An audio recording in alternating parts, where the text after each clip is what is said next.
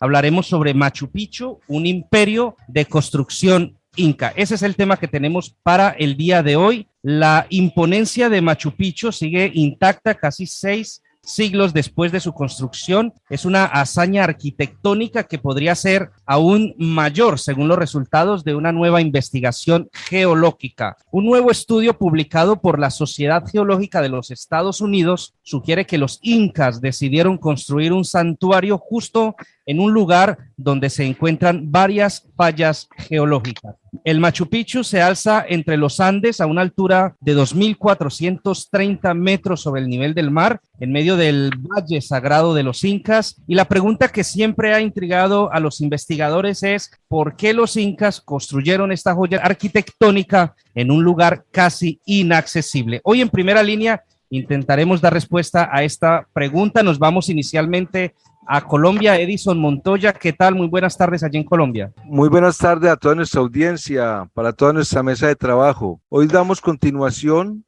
a un programa que venimos trascendiendo buscando esa ciencia que está oculta en aquellas civilizaciones antiguas. Hoy llegamos a un gran país, a una gran cultura.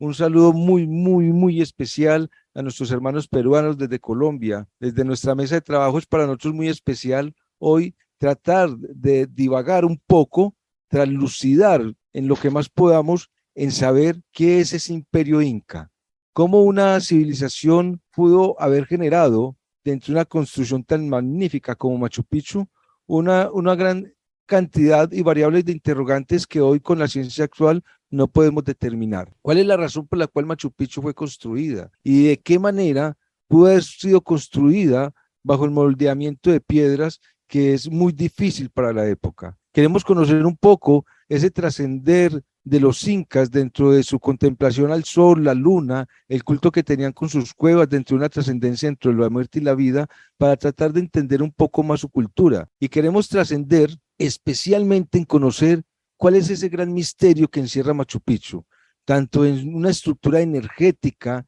que ha venido siendo siempre manifestada como un lugar especial, adicional a otros puntos muy energéticos que irradian ese campo magnético en diversas partes de la Tierra, una tierra sagrada y una elaboración de un pueblo en medio, como muy David lo establecía, de un terreno sumamente frecuente de terremotos. ¿Cómo es posible que una ciudad tan antigua siga en pie? Esa construcción matemática y ese imperio inca es lo que hoy queremos traer a nuestra bella audiencia para tener un programa excelente como cada 8 días. Así es, Edison, muchísimas gracias. Nos vamos a Santiago de Chile. Sandra Rincón, ¿qué tal? Buenas tardes. Hola, Darwin, muy buenas tardes para ti, para Edison y para toda nuestra audiencia, y en este caso para nuestros vecinos del Perú. Pues uno de los grandes tesoros de ese país y de la humanidad son las ruinas de Machu Picchu. Se habla que el 24 de julio del año 2011 se cumplieron los 100 años desde que el estadounidense Hiram Bingham quedara deslumbrado por ese magnetismo que representa ese sitio. A pesar de que se atribuye el descubrimiento de Machu Picchu a este hombre, hoy día se sabe que otros occidentales visitaron el lugar con anterioridad y de hecho aparece señalado en algunos mapas del siglo XIX. Pero fue el norteamericano quien supo valorar las ruinas, considerándose de tal interés que también pues involucró con su entusiasmo a la Universidad de Yale, a la National Geographic y al gobierno del Perú para realizar investigaciones científicas sobre ese lugar. Comenzó así entonces la exposición al mundo de los encantos y los misterios que representa Machu Picchu. En un primer reportaje sobre ese tema apareció la revista National Geographic de 1913 y desde entonces no ha cesado de crecer el interés de estudiosos y sobre todo de turistas por este hermoso lugar. Así es, Sandra. Entonces vamos a entrar directamente en materia. Edison, expliquemos si se puede encontrar alguna explicación lógica de el por qué los incas han decidido construir esta joya arquitectónica, como lo decíamos en la introducción, en un lugar prácticamente inaccesible y que haya costado tanto, en definitiva, encontrarlo. Hay acá variables bien especiales, Dawis, para poder tratar de entender un poco ¿Cuál es el origen de Machu Picchu? ¿Cuál es la condición por la cual fue construida? Un lugar a más de 112 kilómetros de Cusco, la capital de los incas, donde hay que atravesar toda la cordillera, todos los Andes y llegar a una altura de 2.450 metros por terrenos inaccesibles para llegar allí a construir una ciudad. ¿Cuál era la razón? Dawis, ese interrogante a hoy, después de que haya sido descubierto Machu Picchu, no hay una razón en especial. Ahorita quizás vamos a tratar dentro de todo el espacio del programa de basarnos en ciertos puntos y variables que dicen por qué las razones. De pronto su ubicación geográfica puede ser uno de ellos. Los incas, para la época de 1400, cuando según la ciencia el carbono 14 ha podido establecer que fue edificada Machu Picchu, entraba en una guerra constante con cierta tribu, en especial de allí el Perú, que era los Cachana, y generaría entonces que quizás era un lugar de refugio en especial para la familia y para el líder de Machu Picchu, que en ese tiempo era Pachacutec, que es quien envió a construir Machu Picchu. Un lugar en especial para guarnizar su familia, un lugar en especial de adoración, un refugio o un contacto quizás espiritual como ellos lo establecen. Son grandes interrogantes que hoy podemos establecer que es una de las siete maravillas del mundo. Está protegida por todo lo que tenga que ver con las políticas del gobierno peruano, pero aún desconocemos exactamente cuál es la razón por la cual construir una ciudad de tan difícil acceso. Y lo que vamos a pretender entonces, como decíamos hoy en diferentes variables, es mirar si estos interrogantes son los que nos van a permitir saber por qué Machu Picchu fue construida en un lugar tan especial. Edison, ¿qué significado tiene Machu Picchu para los peruanos, para nosotros los sudamericanos y para el mundo en general? ¿Qué representaría entonces? Muy bien, tenemos que entender, como el estudio de toda cultura, entrar entonces a la propia lengua de su tribu. El quechua, que era el lenguaje que manejaban los incas, nos permite entender que quizás Machu Picchu significa montaña vieja. Pero no obstante, que es conocida en población mundial como Machu Picchu, la montaña vieja, estudios recientes han permitido saber que en el lenguaje quechua quizás no sea Machu Picchu esta real traducción. Patayactá, que es el lenguaje en que se traduciría Machu Picchu, implicaría que Fata es escalón y Yactá es pueblo o ciudad, una ciudad de escalones, que es precisamente el origen de Machu Picchu porque es toda escalonada en piedras y en rocas, como vamos a ver hoy en la construcción, y va a permitir quizás significar que Machu Picchu no sea la montaña vieja, como lo habíamos establecido, sino que sea exactamente conocido como una ciudad de eslabones y construida como eslabones, como muy bien fue hecho. Por lo tanto, podemos generar que Machu Picchu es una ciudad artificial construida en los picos de los Andes con un lugar en un lugar establecido y aún sin un objetivo claro. Bueno, definitivamente Machu Picchu es un lugar majestuoso, pero existen unas medidas. Hablemos de las medidas, las dimensiones que tiene y las rutas que existen para llegar a ella. Muy bien, esto es lo que tenemos que tener bien establecido. Como decíamos, que tenemos 112 kilómetros de distancia de la capital de Cusco, por lo tanto, ¿cómo construir una ciudad a 112 kilómetros de la dependencia de la capital? Es uno de esos grandes misterios, porque hoy para llegar a Machu Picchu lo debemos hacer por vía férrea, donde posteriormente llegamos a un poblado de Aguascalientes, de allí en Machu Picchu, y nos trasladamos en bus hasta las montañas donde está la ciudadela inca.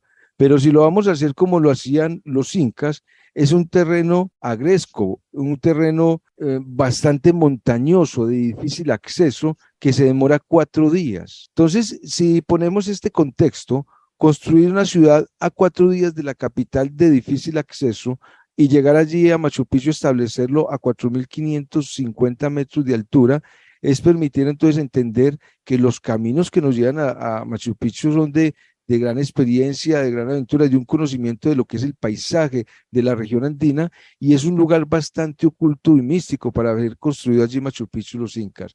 Entonces, siendo tan difícil el acceso, vamos a continuar con el interrogante de qué necesidad, qué llevó y cuáles son las variables que han permitido que en un lugar tan difícil de no solamente acceder a él, sino tener que construir una ciudad allí, y de qué manera se hizo, podemos establecer que 4 días de camino para construir una ciudad es bastante complejo la manera en que puede ser construida.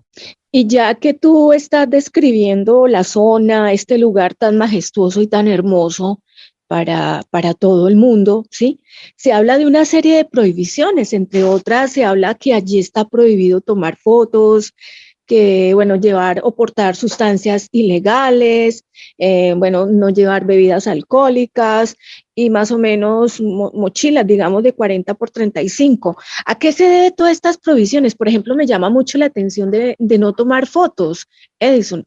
Podría entorpecer, digamos, el encanto de la naturaleza, de la paz, de la tranquilidad que transmite este hermoso lugar. Este es un punto bien interesante. Ahorita que usted lo pregunta, Machu Picchu es un misterio. Es un misterio, es una ciudad de difícil acceso, como los grandes misterios del mundo, y tiene entonces aproximadamente 1,5 millones de visitas al año. Sandra, esos son 12,000 personas al mes que usted tiene que controlar, y son Sí, 416 personas que diariamente suben a Machu Picchu. ¿Qué tiene ese sí. lugar tan especial? Ocurre que se ha podido salvar y gracias al Perú, a todos los organismos que han podido generar ese cuidado, ese patrimonio propio que han dejado nuestros antepasados y arraigar allá la propia cultura que hacían los incas. Los incas colocaron la montaña de Machu Picchu como un lugar sagrado, porque allí, si vamos a tratar de responder un poco la pregunta que inicialmente nos decía Dawis, de qué en especial tenía el objetivo de crear el Machu Picchu, quizás si lo vemos como los incas, fue un templo de adoración. Al ser un templo de adoración, se cree que hay un punto de conexión espiritual con sus propios dioses y llegar entonces a entablar el cuidado, la protección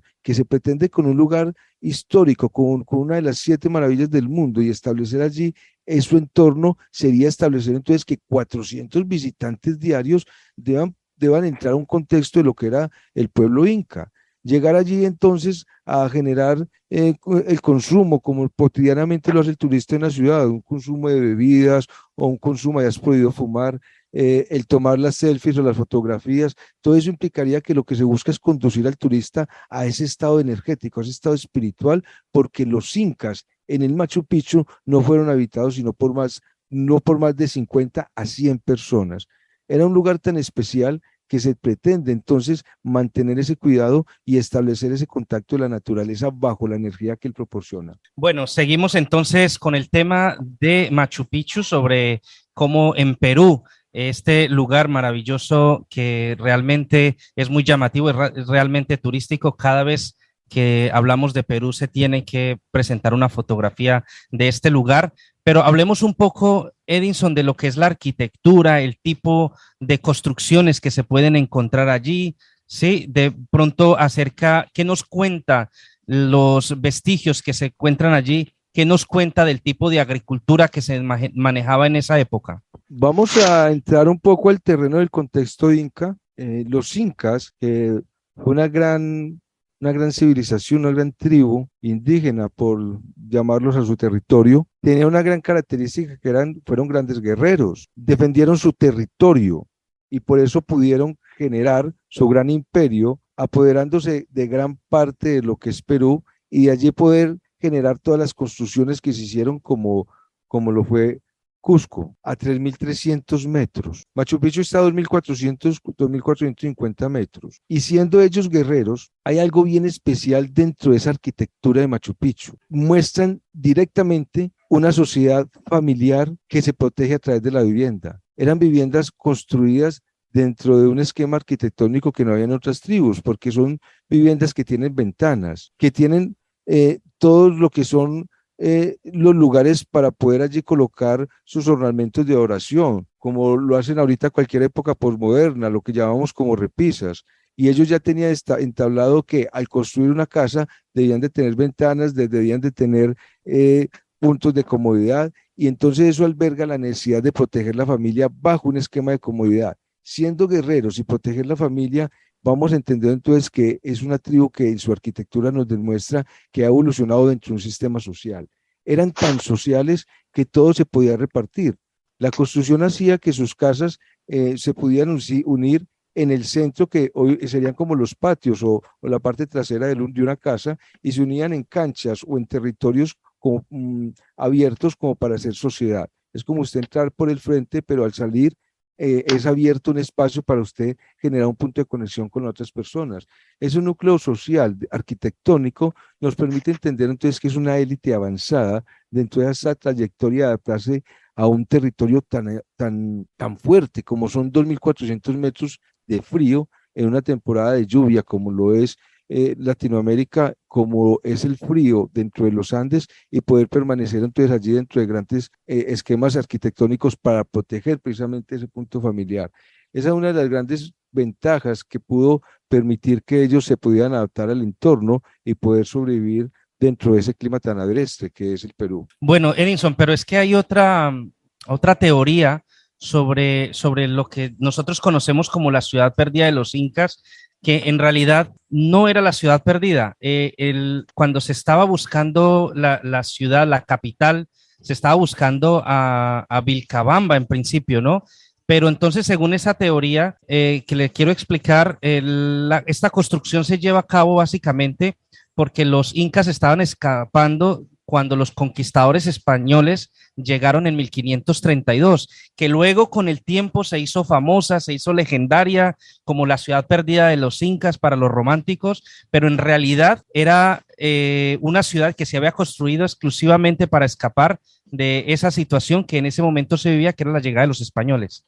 Claro que sí, ahí hay un punto histórico y muy interesante porque nos recuerda notoriamente la misma experiencia con Cristóbal Colón, que ir a tratar de descubrir las Indias llegamos a las Américas. Hiram Bingham, que era quien descubrió, o mejor redescubrió a Machu Picchu, como lo explicaba en el prólogo muy bien Sandra, pudo entender que Machu Picchu ya había sido una ciudad que ya había sido descubierta anteriormente, pero que él andaba buscando la ciudad de Vilcabamba.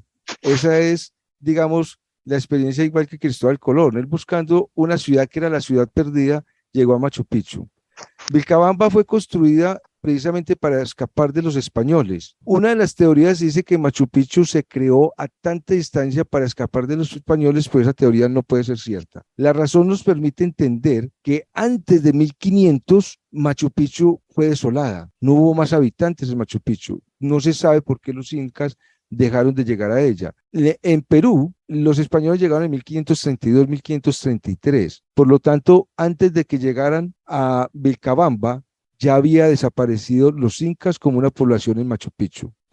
Eso nos hace notar por qué dentro de Machu Picchu dejó de existir esta población, por qué la dejaron de poblar. Pero buscando, dentro de la pregunta, sí buscando Vilcabamba, nos dimos cuenta que no era la ciudad perdida de los incas Machu Picchu, sino Vilcabamba. Sí, ¿se podría decir entonces que fue fundada y refundada varias veces Machu Picchu? Digamos que sí, porque cuando llegó Hiram Bingham, él encontró dentro de un boceto, en un templo, había un escrito en la pared que decía A. Lizarra 1902. Sí. Incluso en el diario de Hiram Bingham, él anotó que Lizarra en 1902 era quien había descubierto Machu Picchu. Pero cuando él escribió el encuentro de la ciudad perdida, no dio esa connotación de que había encontrado un escrito donde Lizarra en 1902 ya la había descubierto, él la descubrió en 1911.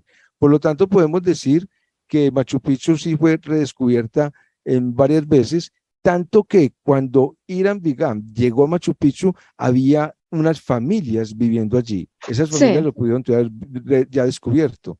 Pero hay una connotación bien importante en lo que usted dijo en el prólogo, Sandra. Fue Hiram Bingham quien le dio esa importancia de esa construcción perdida en Machu Picchu, y allí fue donde fue redescubierta al mundo, y es la importancia de entender en Hiram Bingham ese trabajo tan especial que hizo para poder que los incas volvieran a entender que eran grandes constructores de ciudades. Sí, entonces se podría decir que no tiene una cultura definida. Si tantas veces fue fundada, refundada y otra vez refundada, ¿se podría decir entonces que no hay una cultura como, digamos, como un trazado, digamos, cultural que tenga así algo autóctono? Sí, ¿qué los tienen de autóctono? Es la construcción, la parte arquitectónica, porque fue Pachacútec, en el Imperio Inca, en la época de 1400, cuando mandó a construir la ciudad, y lo que queda de Machu Picchu como original son exactamente sus edificaciones. Ya a nivel cultural, la verdad, sí fue poblada por otras civilizaciones posteriormente a la desaparición a la desaparición de los incas, y no podemos establecer que haya un punto autóctono, más sí su construcción es autóctona en Machu Picchu. Bueno, Edinson, hace un momento en la introducción yo explicaba que prácticamente 6 siglos después de la construcción de Machu Picchu, se ha empezado a hacer un estudio en cuanto a que hay una hazaña arquitectónica aquí muy interesante, según la cual la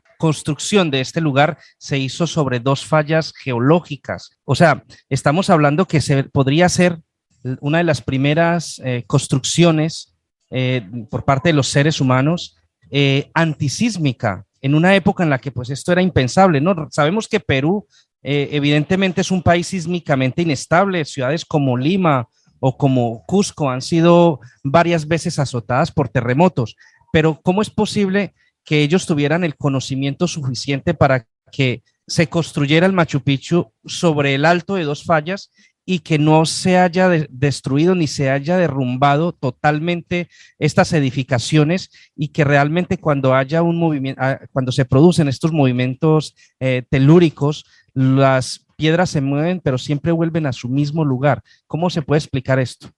Como un acto fenomenalmente matemático y hermoso de los incas. Mira, el propósito, y lo sabe muy bien la mesa de trabajo, que es lo que estamos buscando al encontrar estas civilizaciones, es encontrar la ciencia que los identificó dentro de su contexto. Y una de las ciencias propias de esta cultura inca es la precisión dentro de toda la construcción de sus ciudades. Todas las ciudades como Cusco, todas las ciudades como Machu Picchu generan enormes misterios. Ellos están en los Andes, donde es tan frecuentes los terremotos que es sabido por experiencia de ellos mismos que las construcciones caían, pero han logrado unificar las piedras de tal manera que los caminos y tanto las construcciones, cuando se muevan simétricamente una roca sobre otra, haciendo que el balance, cuando el terremoto termine, quede suspendido en la misma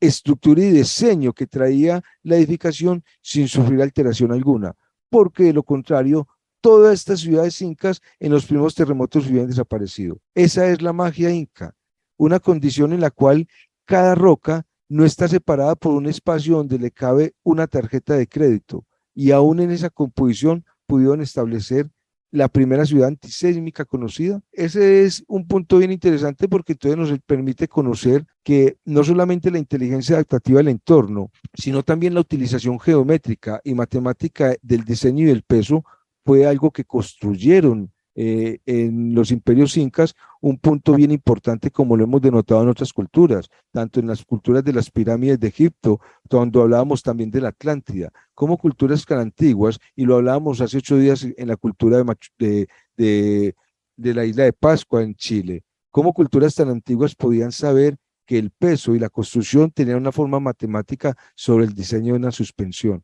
Eso también lo pudieron lograr los incas, y es un avance matemático y de conocimiento para ello en la época, Dawis. Yo tengo una pregunta para Edison, y ya que estás tocando el tema de la zona o los movimientos telúricos que se presentan en esta hermosa región del Perú como es Machu Picchu, ¿tiene algo que ver esta zona con el desierto de Atacama, teniendo en cuenta que Chile también es un país bastante sísmico, Edison? Bueno, lo que lo une y la característica por la cual tanto Chile en el desierto de Atacama y Perú son sísmicos es porque participamos en toda Sudamérica de la cordillera andina. Toda la altura de los Andes es sísmica, y dentro de ellas sabemos que existen grandes volcanes, digamos que no los podemos ver, pero están dentro de ellos como cordillera y permiten un movimiento telúrico en toda Sudamérica. La gran adaptabilidad es que tanto en Chile, como lo veíamos en Pascua y otras culturas antiguas que fueron mencionadas, como en estas del Machu Picchu y de los incas, pudieron poder trascender, y muchas otras culturas de Latinoamérica, la adaptabilidad a esos grandes terremotos. ¿Qué puede ser entonces en común? Que compartimos las mismas fallas geológicas por las cuales entonces los movimientos telúricos son tan comunes y notificados en Sudamérica. Bueno, Edison, efectivamente estamos en primera línea a través de KM440 Radio, la radio latina que emite desde Londres, y también estamos en directo a través de Fiesta 95 FM en la ciudad de Southampton. Hemos hablado en la primera parte un poco sobre la historia del Machu Picchu, los motivos por los que podría haberse construido, pero nos ha faltado un punto interesantísimo para tratar, y es que ellos solían construir numerosos templos. Tenían un templo de la fertilidad, tenían el templo del sol, tenían el templo de la luna. Hablemos un poco acerca de eso para contar cuál era el objetivo de estos templos, y si podemos introducir adicionalmente, Edison, el tema de algunas de las actividades que realizaban en estos templos, ¿no? ¿Cuáles eran esas actividades religiosas que ellos realizaban allí? Claro que sí. Vamos a empezar con un punto fundamental que usted me lo preguntaba y lo denotaba en cuanto a la arquitectura. Todo Machu Picchu es visible en un 40%, pero el 60% de Machu Picchu, o sea, como ciudad, está enterrada, porque es una ciudad que se encuentra por debajo, sosteniendo toda una superficie donde hay más de 150 estructuras construidas en piedra. Dentro de ellas, la mayoría son templos. Lo muy interesante dentro de esta composición de estructuras es que de ese 60% que está bajo tierra y no lo vemos, están construidos con canales subterráneos, que es un sistema de drenado, permitiendo que todas las aguas, porque era un lugar propiamente lluvioso, se sabe que es un lugar lluvioso, puedan ser drenadas sin dañar ni los cultivos, ni entrar a sus viviendas, ni entrar a sus templos de adoraciones. Entonces ellos tenían un principio que era la adoración y la construcción de templos, pero para poder construir los templos tenían que construirlos sin que fueran afectados por la lluvia. Bajo esa ingeniería y 150 construcciones, ellos vieron que la adoración en ellos era fundamental y construyeron grandes templos, entre ellos templos dentro de las cuevas. Y aquí hay algo bien muy interesante, porque Machu Picchu se caracteriza por tener cuevas donde se genera no solamente un culto a ellas, sino unos rituales bien interesantes. ¿Qué rituales se hacían en las cuevas? Para ellos las cuevas eran mundos terrenales, los llamaban el Caipacha. Pachá, sabemos como la Pachamama, Pachá es la madre, y ese mundo de tierra, ese mundo terrenal, que es el encuentro con el más allá, era para ellos bien importante. Por lo tanto, todas estas construcciones se basaban en rituales religiosos para hacer ceremonias tanto para las personas que morían, y lo que hacían allí era generar la momificación, porque ellos adoraban tanto el culto a la vida y a la muerte, que todas las personas que morían quedaban embalsamadas. Aquellos que eran de grandes castidades o de los grandes imperios podían ser resguardados en esas cuevas, y los demás sí eran enterrados. Pero dentro de estas adoraciones, ellos entendieron que el mundo o el universo se contemplaba de un dualismo. Si había que adorar la vida, existían templos y cuevas donde se adoraba la vida, pero si existía la muerte, también existían entonces cuevas y templos para la muerte. Entonces, dentro de este núcleo también se crean grandes templos del sol y los templos de la luna. Y en el templo del sol hay algo bien característico, y es que para entrar al templo existía, digamos, una especie de candado que se hacía con una piedra sobre dos clavos, que para poder usted abrir la puerta tenía primero que ser capaz de sostener el peso, queriendo decir que para entrar al sol tenía usted que poder levantar el propio peso, y bajo esas condiciones se entraba allí al templo del sol, donde se podía ver astronómicamente el astro rey, y se ve que dentro de esos observatorios existían ciertos artículos, herramientas que desconocemos, con las cuales ellos veían el sol. No sabemos qué tipo de herramientas, no sabemos si son piedras, si eran quizás artefactos industrializados, pero tenían cómo poder ver el sol. Lo mismo pasa con la luna, pero el templo de la luna tiene un punto bien característico, que desde Machu Picchu a llegar a él son 3 horas de caminata, por un camino bien empinado, porque lo que refleja el templo y la luna es ese viaje al mundo oscuro. Ir allá a generar un viaje tan fuerte a una cima, eran esas ceremonias que ellos podían identificar como el dualismo que existía en el universo. Y tanto en el templo de la luna como en el templo del sol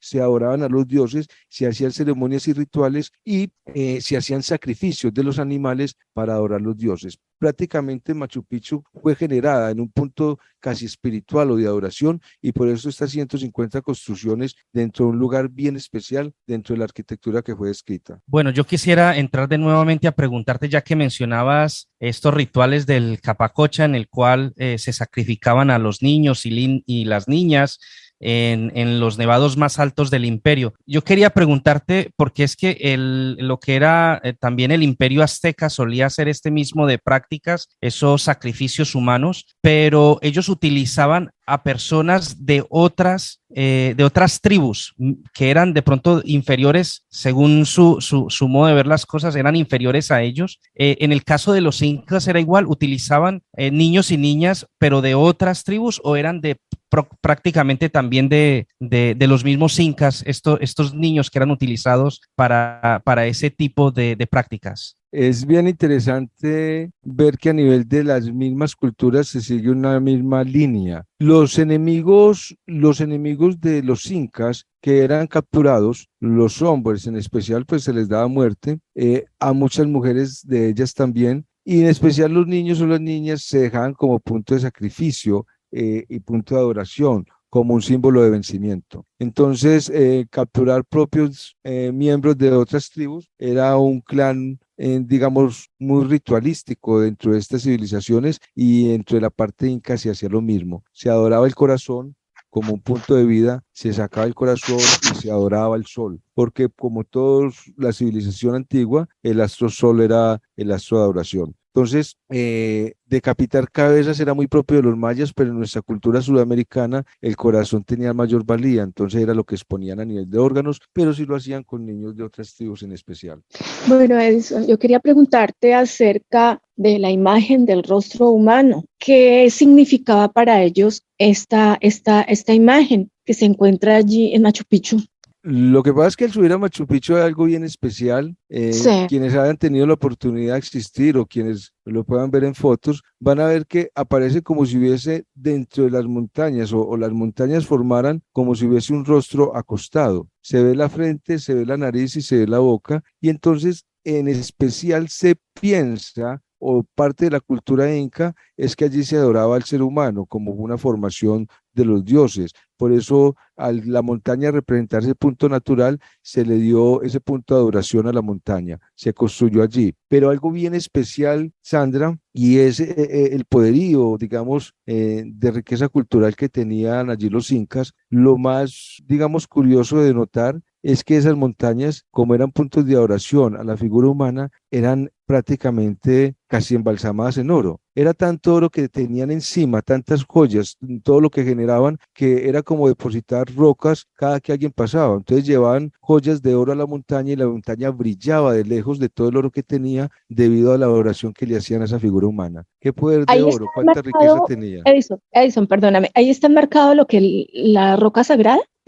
No, la roca sagrada es un punto energético que quizás lo que lo podamos explicar ahorita, o quiero que lo expliquemos entonces. La Sí. roca sagrada es un punto energético que ahorita vamos a ver, pero allí se maneja la figura, la adoración a la figura humana, especialmente en esta imagen. Y por eso, como decía, lo que adoraban era a través de oro, y llevar oro a esas montañas, que todos los que nos estén escuchando y lo puedan ver, miran que hay como si fuera una figura acostada y se le ve el rostro, y esas tres montañas que aparecen allí brillaban de lejos del oro que tenían. Qué capacidad cultural de oro, y qué capacidad de riqueza tenían, porque a través de todos los tiempos la denotación del oro y la riqueza de una cultura. ¿Cuánto oro tenían los incas que podían depositarlo en las montañas y ver que se brillaban de lejos como figura humana? Increíble la civilización antigua. Bueno, precisamente aprovechando este momento y la pregunta de Sandra, me gustaría entrar precisamente en ese punto. Hay ciertas personas con mucha sensibilidad que cuando llegan allí dicen que la energía que se siente allí es real. Algunas personas atribuyen a que es una energía pues acumulada por millones de personas que han estado allí en el Machu Picchu, pero ¿qué tipo de energía es? Cuando hablamos de una energía que se siente allí potente, sí, estamos hablando de temas espirituales, temas sensoriales, extrasensoriales, lo que se siente allí.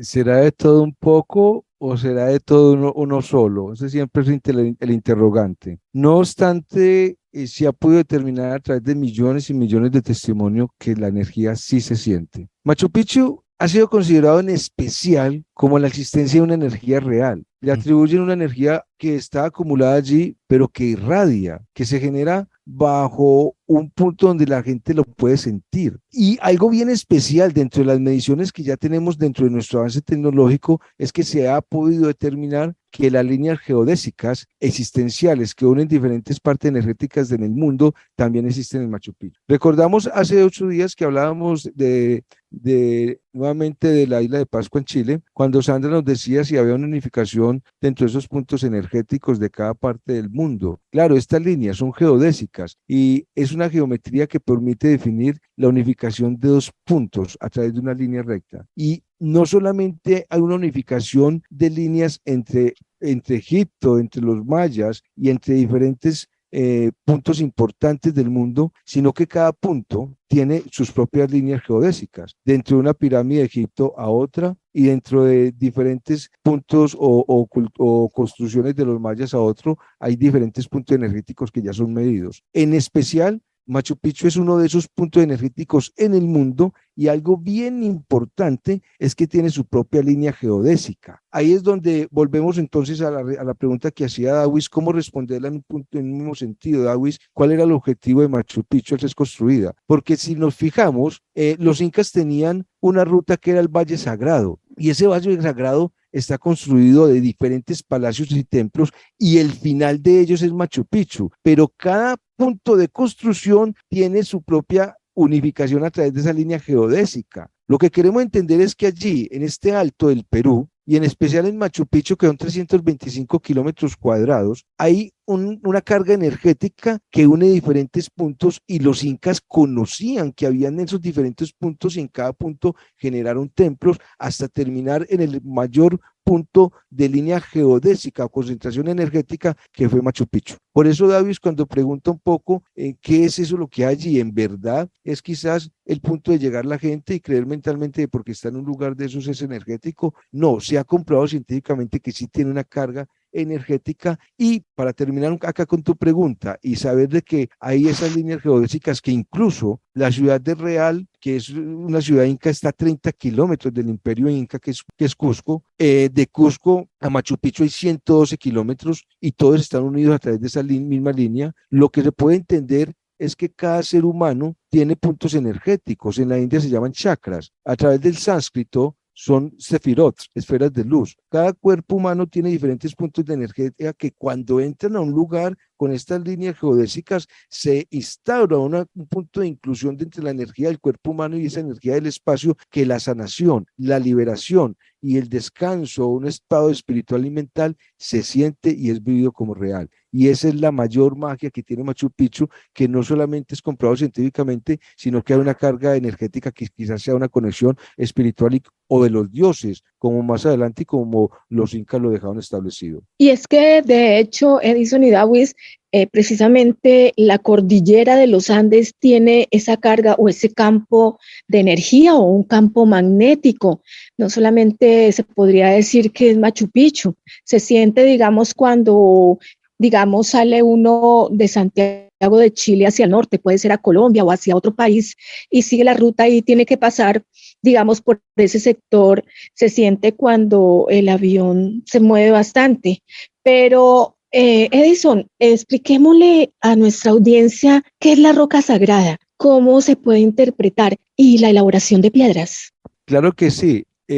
Pero me permito antes de continuar decir que Colombia, que es de donde nosotros estamos aquí hablando para el mundo y a ustedes en Inglaterra y a ti en Chile, Colombia tiene su propia línea geodésica en el Parque del Tayrona, que está unificada directamente en línea recta con Machu Picchu. Es bien especial. Y dentro de esas líneas geodésicas en Machu Picchu, centrando a tus preguntas, veíamos entonces que en todo el Valle Inca y todo ese recorrido está unificado a diferentes puntos, pero que en el Valle de Machu Picchu se ha podido comprobar que existen 2 puntos de cargas energéticas.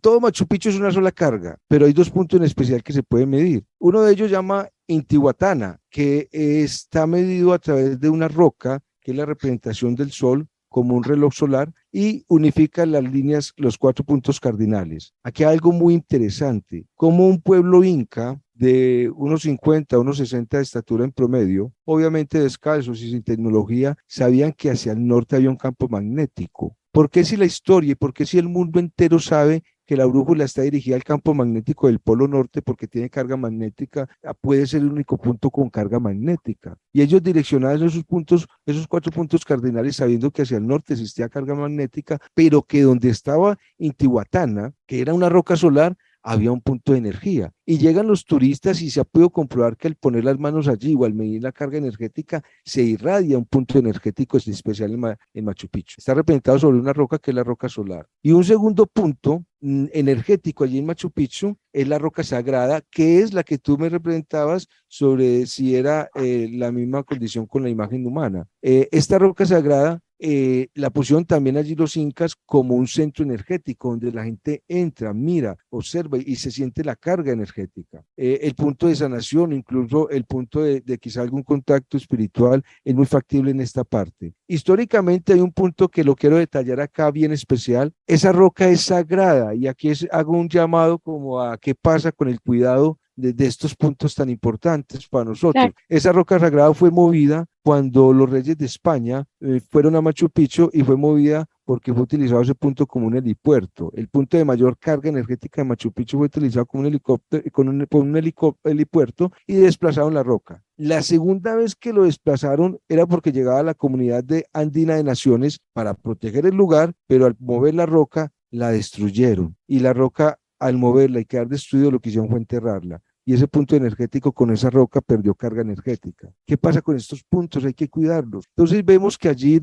Sandra, y que termino con la pregunta, la roca sagrada es uno de los puntos centrales, igual que el Huitilranca, donde estaban centrados los dos cargas de mayor energía en Machu Picchu, que entero como ciudad es un lugar de carga energética comprobado por experiencia y medido tecnológicamente. Bueno, ya que hemos empezado por este camino de los misterios que envuelven la construcción del Machu Picchu, en esta primera parte hemos hablado sobre las cargas energéticas que se pueden sentir en torno a la ciudad, en torno a ciertos de los lugares que allí encontramos, pero hay uno que cada semana, cada vez que hablamos sobre alguna de estas ciudades o de algunas de estas construcciones antiguas, siempre sale a colación, y hace 8 días precisamente nos encontramos en la misma situación cuando hablábamos de los Moais en la isla de Pascua en Chile, y es el hecho del uso de tecnología que no es explicable, es imposible explicar cómo ellos, para tallar esas piedras de granito inmensas en las que construían, pues, por ejemplo, ese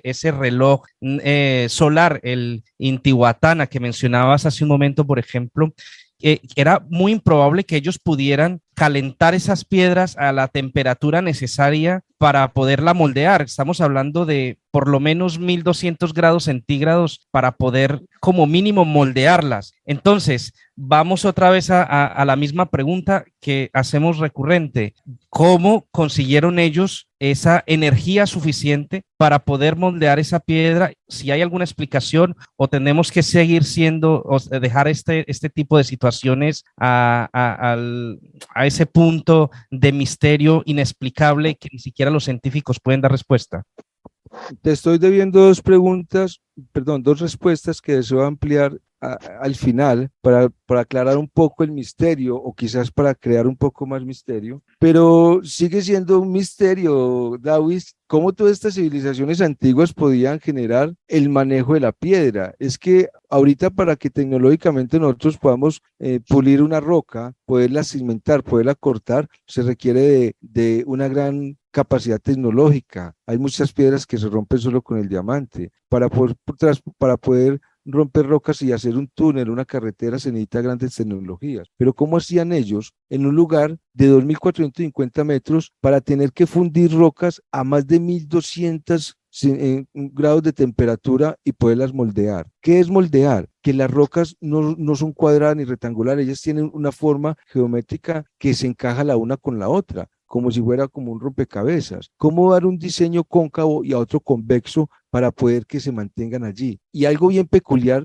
de entender es que si nosotros miramos acá, el 60% de las rocas de allí son feldpasto y el 30% cuarzo. y si lo medimos sobre la escala de Mohs, que son los grados para mirar la integración de las rocas, entre el 6 y el 7 punto de dureza o de grados es la roca de Machu Picchu. ¿Eso qué quiere decir? Que las rocas de dureza grado 6, que son por ejemplo las ortosas, requieren necesariamente de un rayado con una lima o con una estructura tecnológica. ¿Cómo lo hacían ellos si no había lima o una estructura tecnológica, una sierra de metal, que es lo que el grado 6 permite para romper rocas? Y el grado 7, que es con lo que mayor se construyeron los templos, vienen a ser vertientes como los cuarzos, y para poder usted romper o rayar un cuarzo se requiere de cristal. ¿Acaso había una tecnología de cristal para poderle moldear las rocas? Esas son las grandes interrogantes y son los motivos por los cuales hoy nosotros queremos traer a colación esas ciencias antiguas. ¿Qué es lo que hay en esas civilizaciones anteriores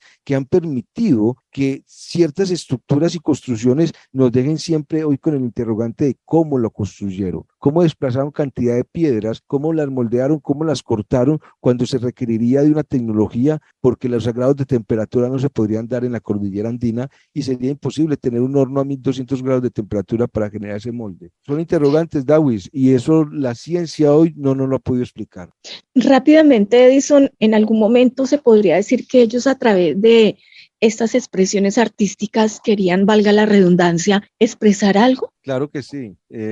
Todas las culturas, todas nuestras hermosas civilizaciones antiguas quieren expresar solamente algo, que hubo un contacto divino o que hubo un contacto con los dioses. Es lo que quieren explicar siempre. Jamás, y aquí el público me está diciendo, lo que pasa es que nosotros subestimamos, es lo que me dicen, subestimamos a los indígenas. Creemos que ellos adoraban la luna o el sol, pero hemos tenido registros que no solamente lo adoraban, sino que podían tener contacto y vuelo directo hacia el sol, porque los dioses se los permitían. Y hemos visto, por ejemplo, a través de otras culturas, cómo han existido aparatos tecnológicos que generan propulsión de motor para ellos llegar al sol y describir cómo era el sistema solar. Creo que sí lo estamos subestimando, porque todos esos misterios que ellos quieren conocer y que van a entender, Sandra, cielo tiene una vertiente, que las civilizaciones antiguas tienen un respeto, una creencia y un contacto directo con los dioses, y lo quisieron dejar registrado. Pero quería tratar el tema inicialmente de este emperador inca, Edison, el famoso agitador de la tierra del Perú. ¿Por qué se le llamaba así a Pachacútec? Muy bien, quiero que entremos a un marco un poco diferencial de cómo nosotros vemos a los incas o el imperio de Machu Picchu. Quiero que entremos a ellos, quiero que lo miremos desde la cultura propia de ellos. Y resulta que dentro de la historia de Machu Picchu está Pachacútec, que era hijo del emperador, era el octavo hijo, era el menor, y venían tras una guerra bastante fuerte donde los incas venían perdiendo poderío. Usted sabe que la necesidad de tierra siempre es lo que ha generado que exista la guerra. Los chanca eran los enemigos principales de los incas y venían ya gobernando bastante, hasta que Pachacútec, viendo que su padre y el hijo mayor, o sea, su hermano, decidieron sacar el pueblo porque ya los chanca venían a apoderarse de ellos, él rogó a Dios y le dijo a su propio Dios que le ayudara. Entonces, ¿qué dice la historia? Que fue Pachacútec quien con ayuda de Dios se permitió generar su propio imperio y generar nuevamente un cambio radical a los incas. Pero ¿por qué fue llamado agitador de la tierra? Que es lo que tú me preguntas. Porque al parecer, y según la cultura que ellos tienen, ellos no tenían cómo vencer a los chaca. No, el número no podían. Pero se le apareció el propio Dios y le regaló y le dio el gran regalo a Pachacútec, que fue el disco solar. Y es donde yo trataba un poco de resguardar las preguntas que me hacía Dawis, porque a través de este disco solar hay un contacto con el dios del sol, con unos dioses que venían del sol.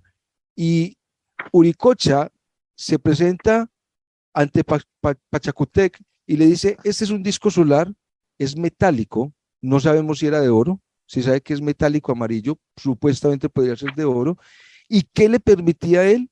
Generar y convertirla en gravedad, llevar la gravedad a cero. Y al llevar la gravedad a cero, él pudo alzar rocas y elevar rocas por los aires y devolvérselas y tirárselas a sus enemigos. Y a través de su regalo Diosco Solar, construir todas las construcciones en roca que los incas pudieron hacer.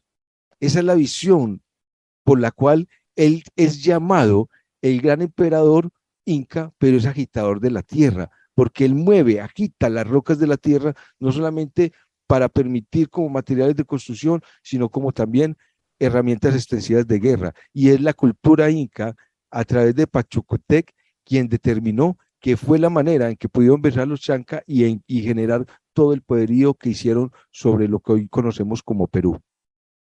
Bueno, precisamente hablemos de este tema. Hace referencia a las armas que utilizaban como los regalos de los dioses que recibían, ¿no? Pero hablemos de precisamente de eso. ¿Qué tipo de armas utilizaba el imperio inca para defenderse, para atacar a otras tribus cercanas y para convertirse definitivamente en un gran imperio que abarcaba tanto al Perú como a gran parte de Ecuador?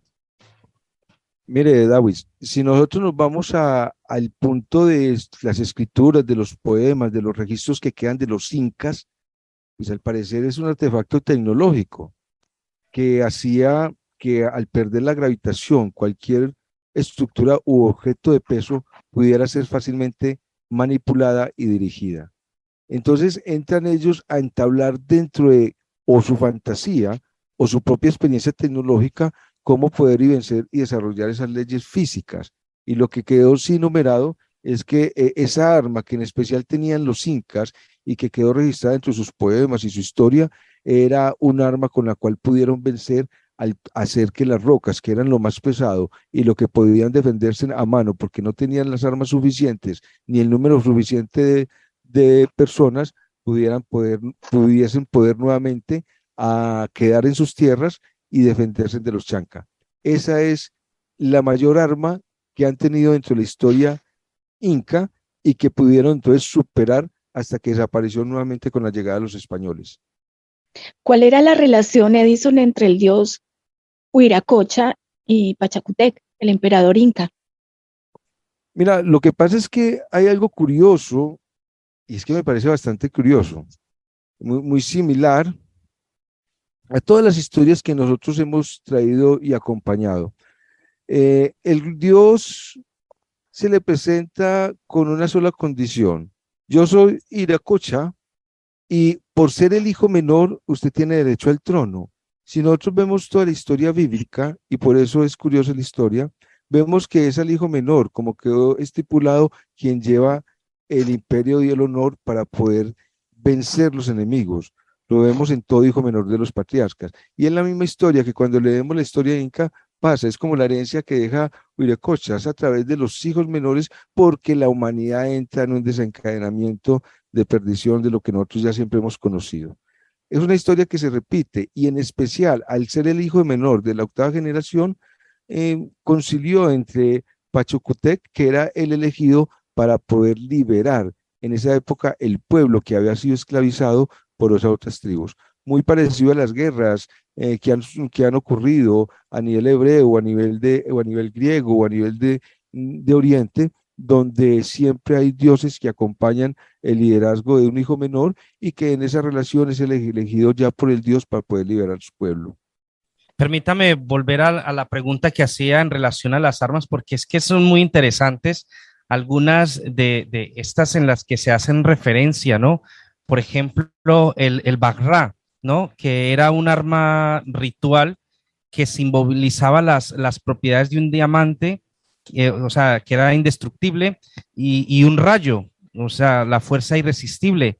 Entonces, hablemos un poco acerca de esas armas que supuestamente pues habían sido regalo de los dioses, ¿no? Tenemos los astras, tenemos el rayo de Zeus, el arca de la alianza, una cantidad de nombres bastante interesantes que me gustaría que pudieras desglosarlo antes de terminar el programa.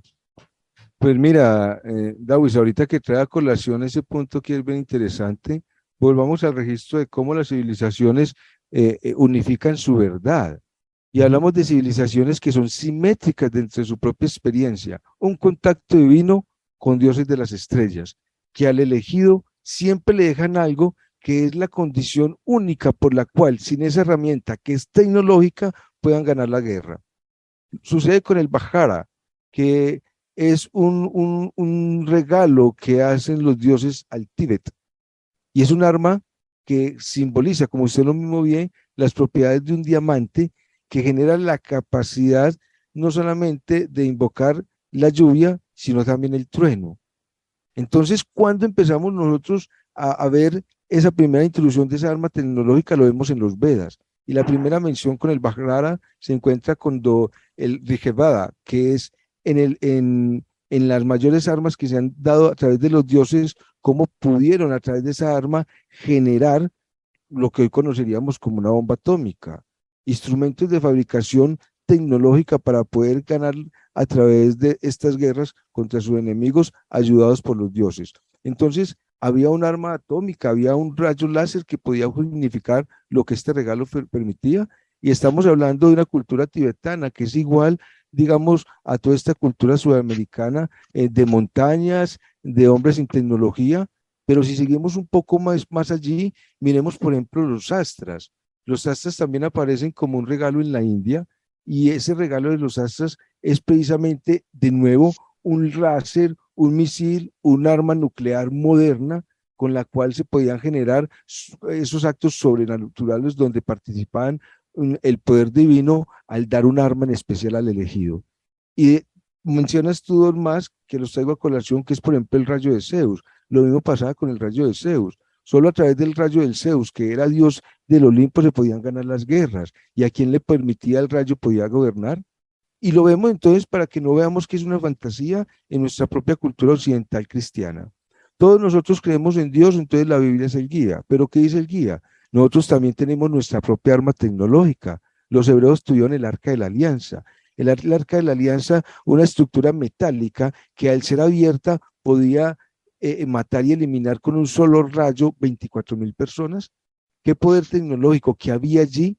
Y interrogamos este punto. ¿Por qué, si todas las culturas y todas las religiones están basadas en hechos donde la divinidad y el hombre promulgan a través de estos regalos, por qué los incas no lo pudieron tener?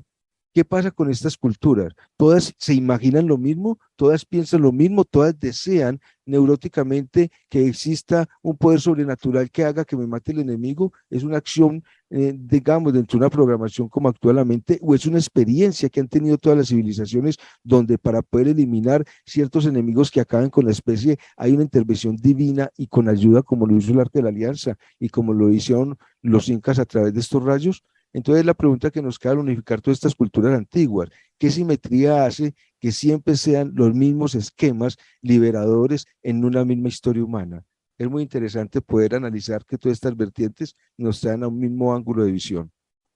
Edison, sobre contactos alienígenas en Machu Picchu, ¿se conocen algunos, digamos, algunos datos acerca de esto, de la presencia de naves espaciales o, sí, contactos alienígenas?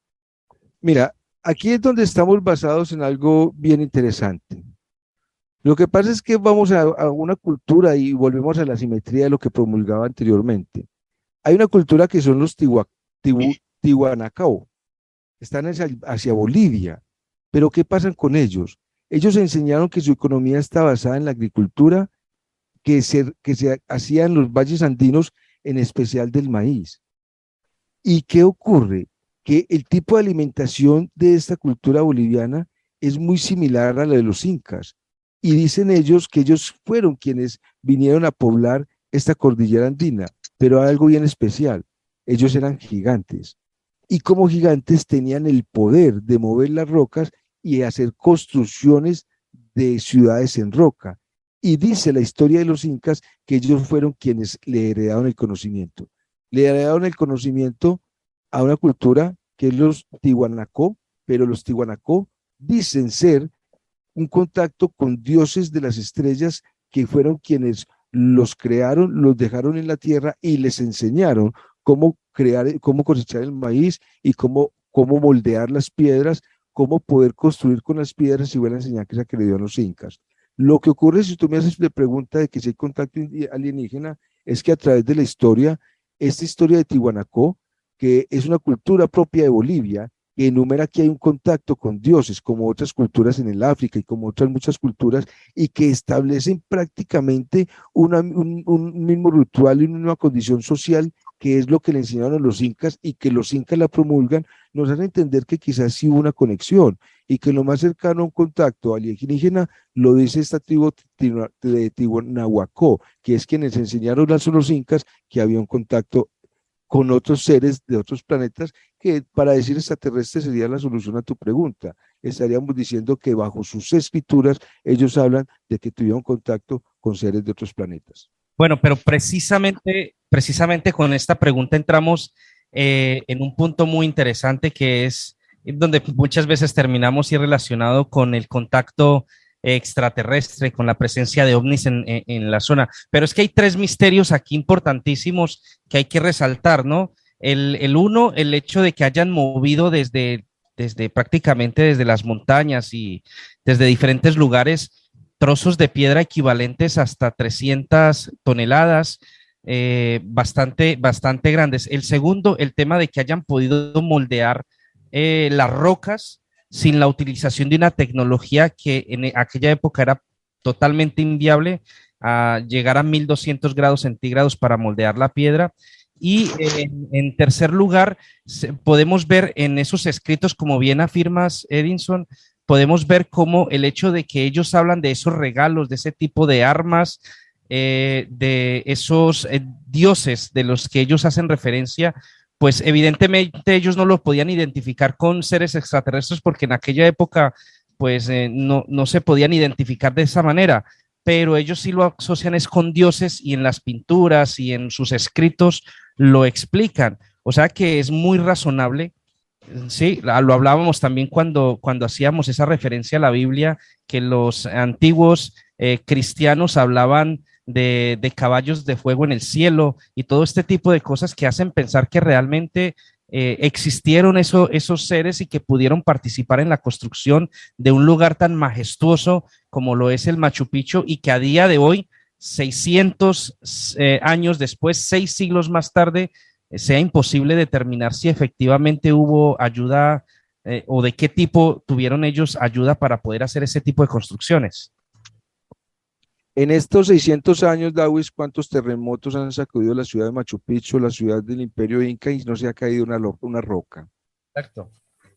Algo bien interesante, Dawis, nosotros hemos tenido programas de bastante nivel, entre ellos las investigaciones que hicimos de contactos extraterrestres, por ejemplo, en el Antiguo Testamento.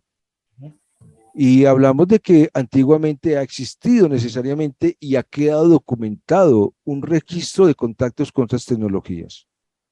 Uno de esos registros muy interesante y que lo conoce la historia, y si no, pues acá un poco lo divulgamos, lo tiene Cristóbal Colón.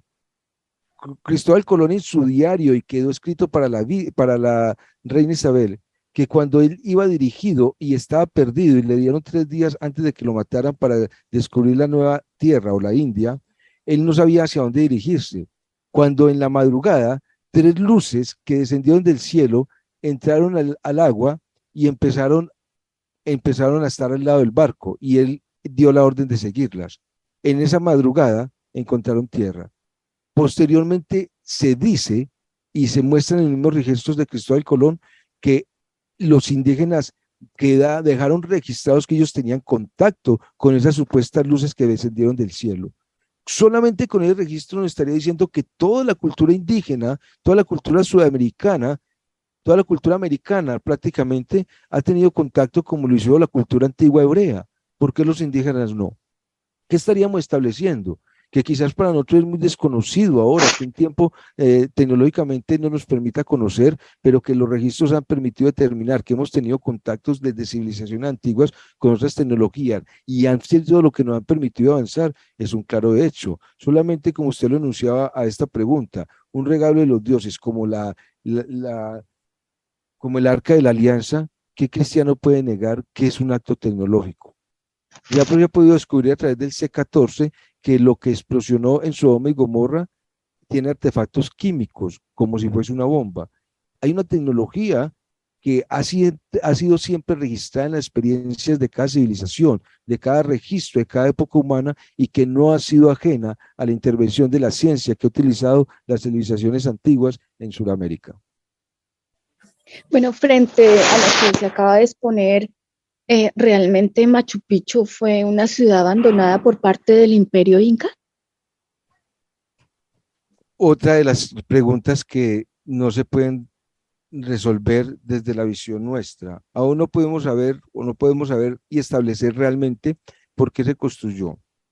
Lo que sí podemos saber dentro de la historia inca es que era un lugar sagrado de contacto con los dioses y que allí los dioses y los incas tenían su contacto. Eran personas de tan alto conocimiento que conocían la astronomía, conocían las direcciones en las cuales las estrellas y la figuración del tiempo se daban.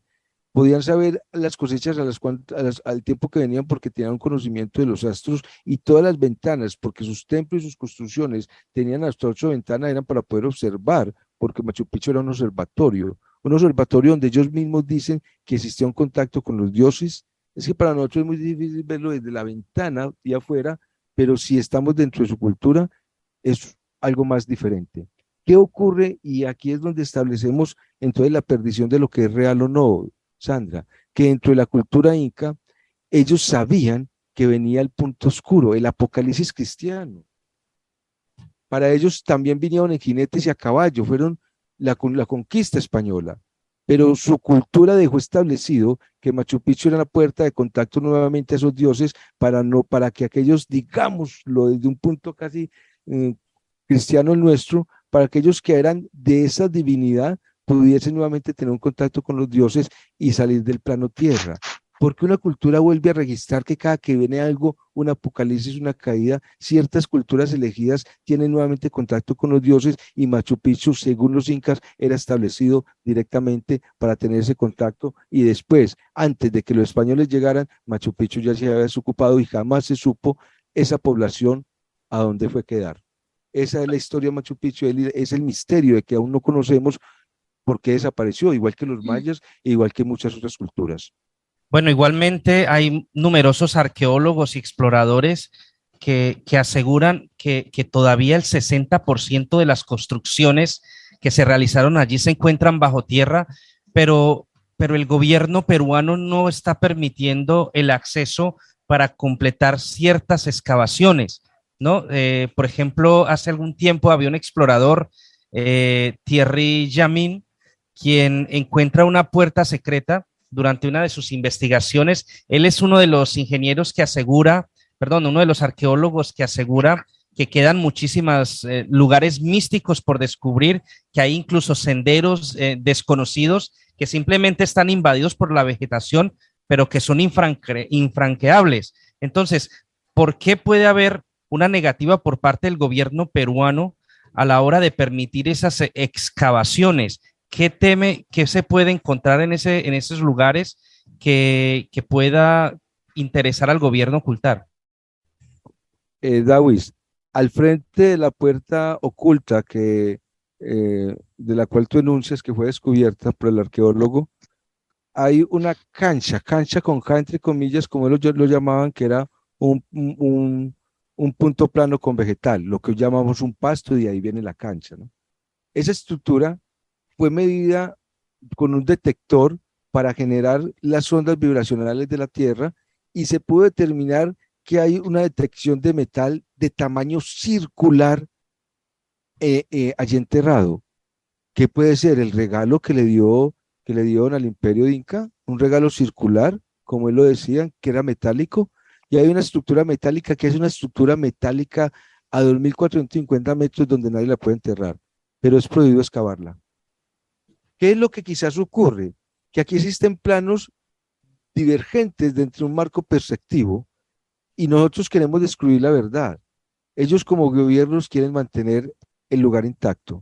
No se puede excavar, no se puede dañar nada, pero dentro de ese punto tan estricto de no excavar, limitar cualquier punto a un conocimiento, limitar el entendimiento de lo que ocurre. y para ellos es imposible permitir excavar un lugar donde se ha detectado que hay algo metálico en una cultura que no puede haber algo metálico. Y en esas mismas condiciones, algo bien interesante que se ha descubierto en Machu Picchu es que es realmente una ciudad por descubrir, porque el gran misterio o de los grandes misterios que tiene Machu Picchu son sus cuevas. Se han descubierto cuevas con construcciones dentro de las cuevas que han sido de difícil acceso.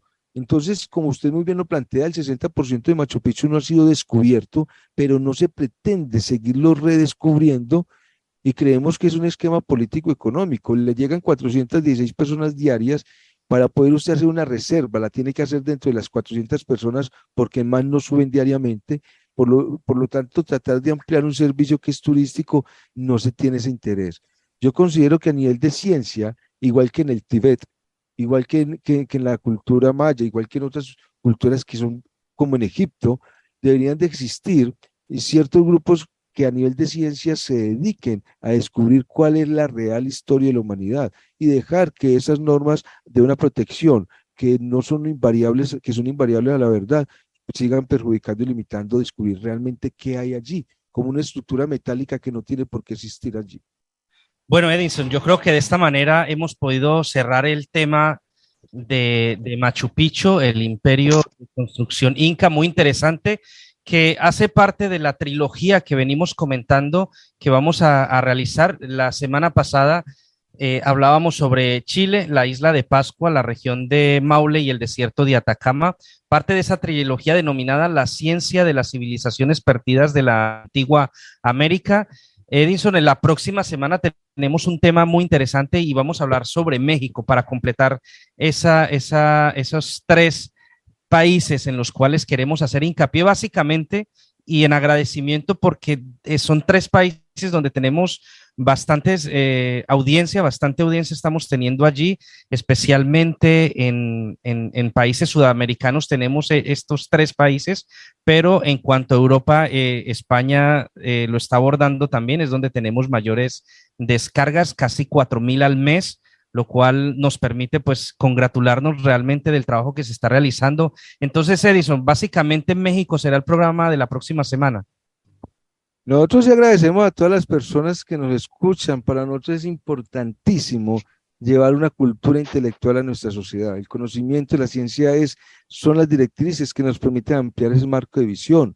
¿Cómo ampliar un marco de visión en agradecimiento a esas culturas antiguas? Son nuestros arcaicos. Es donde viene un conocimiento universal de leyes, de una cantidad de conocimiento que hoy permitió una modernidad.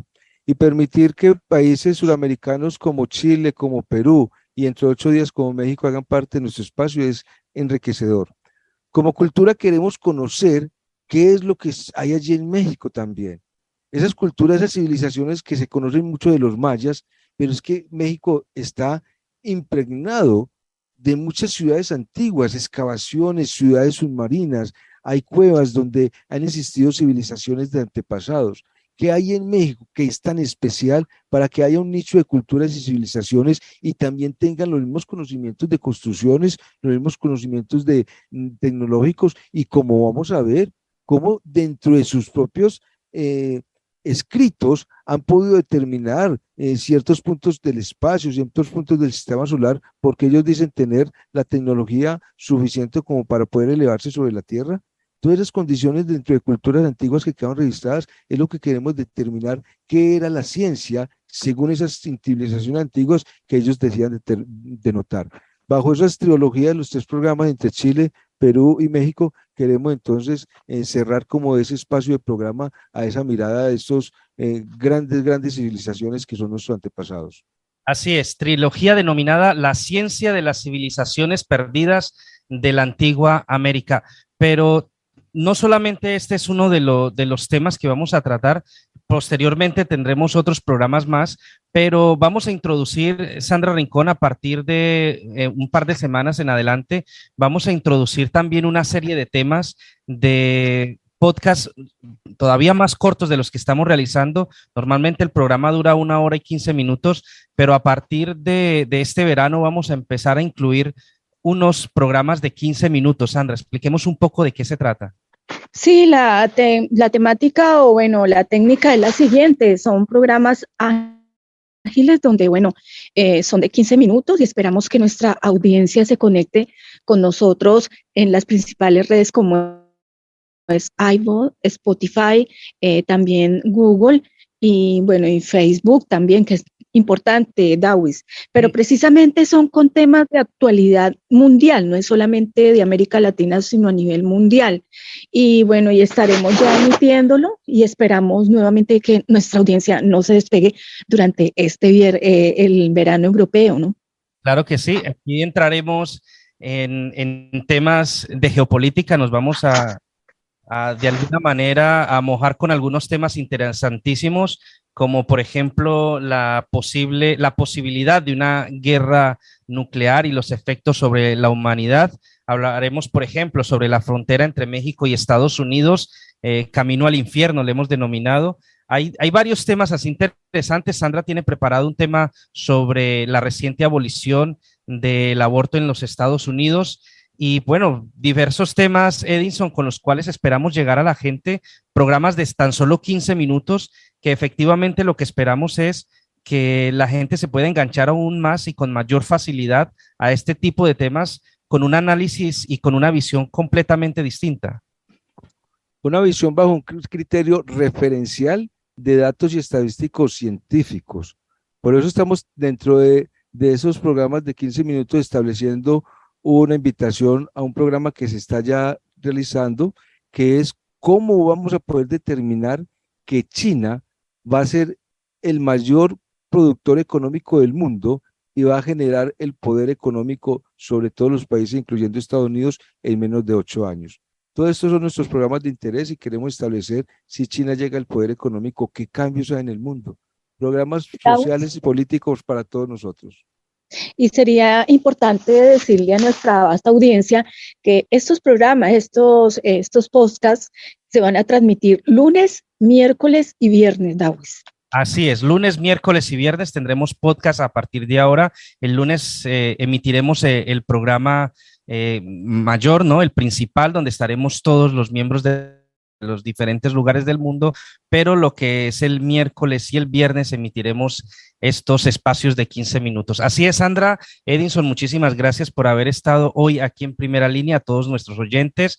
Saludo cordial a la gente que nos escucha en directo a través de Fiesta 95 FM en Southampton y por supuesto a todos nuestros oyentes en KM 440 Radio, la radio latina que emite desde la ciudad de Londres. Yo soy Dawis Buitrago, los espero el próximo martes aquí en Primera Línea.